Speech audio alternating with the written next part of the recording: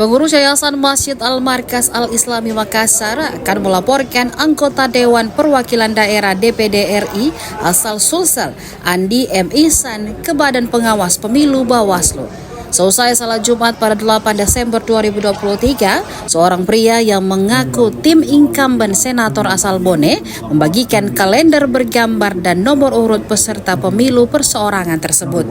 Hingga berita ini ditayangkan pukul 20.45 waktu Indonesia Tengah, Andi M. Ihsan, petahana DPD itu belum menjawab update konfirmasi Tribun via WhatsApp.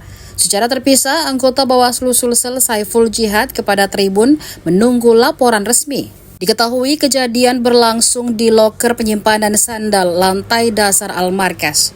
Ini pasti akan kita surati Bawaslu agar menjadi pelajaran ke caleg lain untuk tidak memanfaatkan rumah ibadah sebagai lokasi kampanye, kata Kepala Sekretaris PPH Al-Markas Al-Islami Mu'annas kepada Tribun usai Jumatan. Mu'annas yang juga mantan Ketua Aliansi Jurnalis Indonesia atau AJI Kota Makassar ini juga menyaksikan langsung momen pembagian lembaran kalender kuning berukuran A2 tersebut. Jamaah yang baru turun dari tangga utama bagian timur pun berebut sambil mengambil alas kaki di loker. Dari pantauan Tribun, selama 5 menit ada sekitar 50-an lembar alat peraga kampanye itu disebarkan.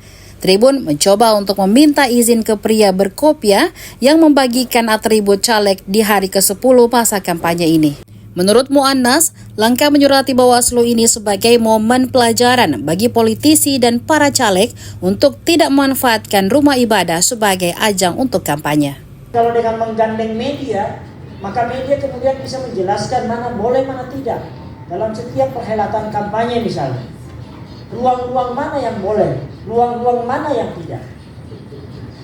Download Tribun X sekarang, menghadirkan lokal menjadi Indonesia.